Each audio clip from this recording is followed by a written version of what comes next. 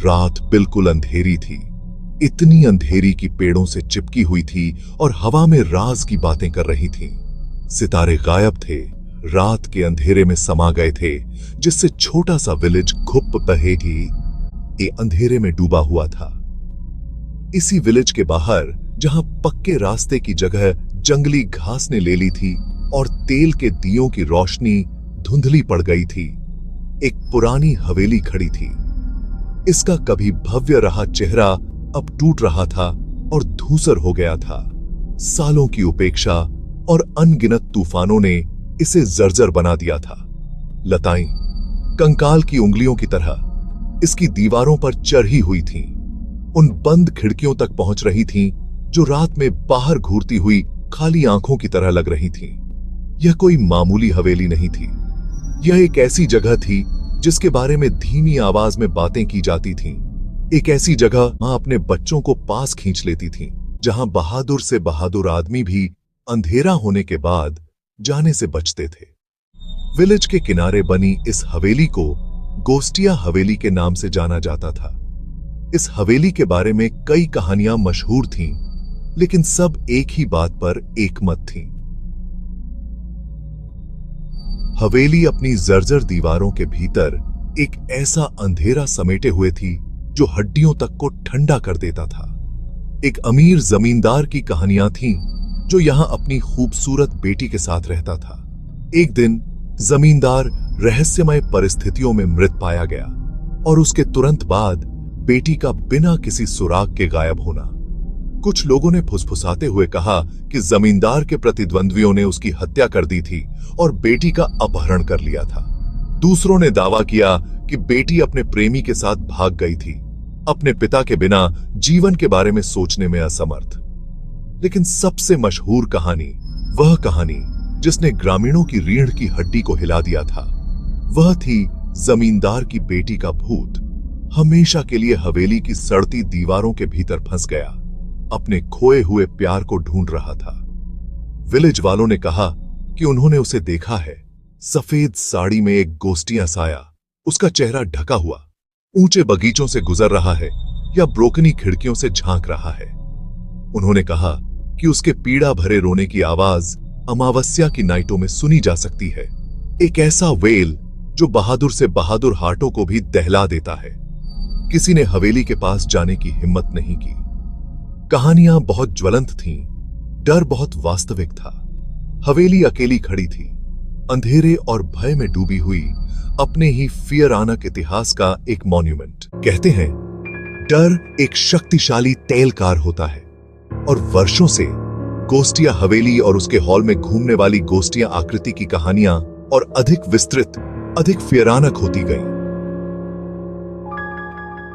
हर बार कहानी सुनाने से फियरावनी की एक नई परत जुड़ जाती, खून को ठंडा करने के लिए डिजाइन किया गया एक नया डिटेल। ऐसा कहा जाता था कि सफेद साड़ी वाली लड़की कोई नेकदिल आत्मा नहीं बल्कि तामसिक थी। कुछ लोगों ने दावा किया कि वह हॉल में घूमती है, अपने खोए हुए प्यार के लिए रोती है, उसका दिल टूट गया है। उन्होंने कहा कि वह उसे ढूंढ रही थी, उसके वेल उसके लौटने के लिए एक हताश याचना थी। दूसरों ने, उनकी आवाजें धीमी और उनकी आंखें आतंक से फैली हुई थीं, उन्होंने उसे अमावस्या की नाइटों में देखने की बात कही। उसकी सफेद साड़ी लाल रंग से सनी हुई थी, उसकी आंखें एक फियरानक रोशनी से चमक रही थीं।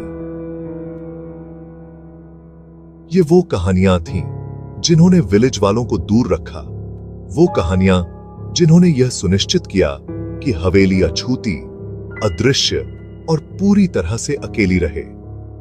गोस्टिया हवेली की कहानियां केवल बच्चों को फियराने के लिए कही जाने वाली कहानियां नहीं थीं। वे विलेज के ताने बाने का हिस्सा थे जो इसके इतिहास में बुने गए थे और एक पीढ़ी से दूसरी पीढ़ी तक फुसफुसाए जाते थे। उन्होंने चेतावनी भरी कहानियों के रूप में काम किया जो सभी को क्रिमसोंच, ईर्ष्या और विश्वासघात के खतरों की याद हटाते थे। हवेली उस अंधेरे का प्रतीक बन गई जो सबसे रमणीय सेटिंग की सतह के नीचे भी दुबक सकती है, एक निरंतर अनुस्मारक कि कुछ वूंड्स वास्तव में कभी नहीं भरते, कुछ नुकसान कभी नहीं भुलाए जाते। दिन के समय भी जब सूरज ढल जाता और विलेज में लंबी लंबी परछाइयां पड़ती तो हवेली अंधेरे से लिपटी हुई प्रतीत होती थी। इसकी खिड़कियां खाली आंखें बनी रहीं। इसका ढहता हुआ अग्रभाग समय बीतने और उसके रहस्यों की एक सख्त याद हटाता है। ग्रामीण सीधे तौर पर इसे देखने से भी बचते थे, जैसे कि इसकी उपस्थिति को स्वीकार करने मात्र से ही उसमें रहने वाले गोस्टिया निवासी के क्रोध को निमंत्रण मिल सकता है।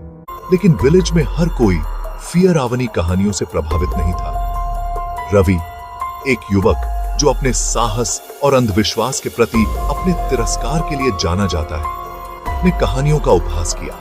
उसने उन्हें बूढ़ी औरतों की बकवास और इमेजिनेशनशील बच्चों की इमेजिनेशनों के रूप में खारिज कर दिया।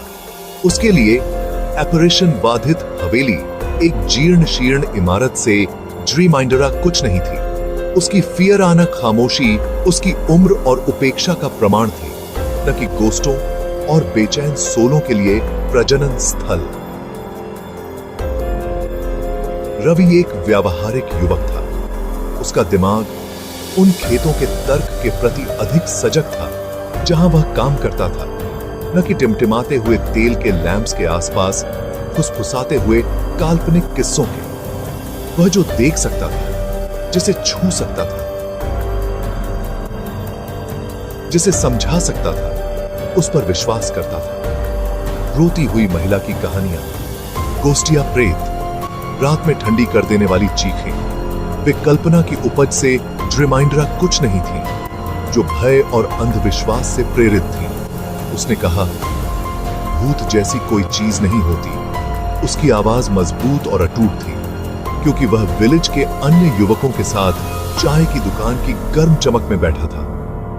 यह बस एक पुरानी इमारत है जिसमें कुछ अजीब और गरीब फर्श बोर्ड और एक ड्राफ्टी कॉरिडोर है। फियरने की कोई बात नहीं। उनके वर्ड्सों को घबराहट भरी हंसी और हवेली की दिशा में भागती निगाहों से मिला, जो दूर से मुश्किल से दिखाई देती थी। अन्य ग्रामीण हालांकि अक्सर उसके संदेह को खारिज करते थे, लेकिन गुप्त रूप से उसके साहस की प्रशंसा करते थे। वे इतने लंबे समय तक अपने डर के साथ रहे थे कि इसे चुनौती देने, हवेली के अंदर कदम रखने का विचार अथाह था। रवि अपने अटूट अविश्वास के साथ उस अंधेरे के खिलाफ अवज्ञा की एक झलक का प्रतिनिधित्व करता था, जिसने उनके विलेज को पीढ़ियों से बंदी बना रखा था। एक रात जब विलेज वाले बॉनफायर की टिमटिमाती रोशनी के इर्द गिर्द इकट्ठा हुए, तो बातचीत अनिवार्य रूप से एपरेशन बाधित हवेली की ओर मुड़ गई। आज रात अंधेरा और भी गहरा लग रहा था। हवा अनकहे डर से भरी हुई थी। कहानियों का आदान प्रदान हुआ, एक दूसरे से रिमाइंडरा द्रुत शीतन, और प्रत्येक कहानी के साथ रवि का संदेह दूसरों को थोड़ा और परेशान करता हुआ प्रतीत होता था। यह सब बकवास है, रवि ने कहा। उसकी आवाज में झुंझलाहट का एक संकेत आ रहा है। उसने आग पर एक और लकड़ी फेंकी, जिससे चिंगारियों की बौछार रात के आकाश में घूम रही थी। सिर्फ इसलिए कि आप एक आवाज सुनते हैं या देखते हैं कि अंधेरे में कुछ हिलता है, इसका मतलब यह नहीं है एक भूत है। उनके शब्द हवा में लटके हुए थे। उस अंधेरे के लिए एक चुनौती जो उन पर दबाव डालती हुई प्रतीत हो रही थी। युवकों में से एक टिमटिमाती आग की लपटों और उनके घेरे में नाचती परछाइयों से प्रोत्साहित होकर आगे झुक गया। उसके चेहरे पर एक धूर्त मुस्कुराहट फैल गई। उसने चुनौती दी, अगर तुम इतने निश्चित हो रवि, तो तुम इसे साबित क्यों नहीं करते? हवेली में एक रात बिताओ। अगर तुम सुबह वापस आते हो तो हम सब मान लेंगे कि हम गलत थे। समूह में सन्नाटा छा गया। चुनौती जोर से बोली गई। अनकहे डर और प्रत्याशा की एक अजीब सी भावना से भरी हवा में लटकी हुई थी। विलेज वालों ने घबराहट भरी निगाहों का आदान प्रदान किया। उनकी निगाहें रवि और हवेली के दूर के सिलहूट के बीच डांट कर रही थीं, जो रात के आकाश की पृष्ठभूमि के खिलाफ मुश्किल से दिखाई दे रही थीं। रवि अप्रत्याशित चुनौती से स्तब्ध, एक पल के लिए हेजिटेटेड। वह उन पर अपनी निगाहों का भार महसूस कर सकता था, उनकी आंखों में भय और अपेक्षा का मिश्रण। अब पीछे हटना हार स्वीकार करना होगा, उस डर को स्वीकार करना होगा जिसका उसने हमेशा खंडन किया था। वह जानता था कि वह ऐसा नहीं होने दे सकता, उनके सामने नहीं, उनके संदेह के सामने नहीं। अगर आप हमारे कम्युनिटी से जुड़ने के लिए तैयार हैं और एक भी बीट मिस नहीं करना चाहते तो सब्सक्राइब बटन को दबा दीजिए और नोटिफिकेशंस ऑन कर दीजिए। हम वादा करते हैं आपको मजा आएगा। आने के लिए शुक्रिया और हमारे फैमिली में आपका स्वागत है। अगले वीडियो में मिलते हैं।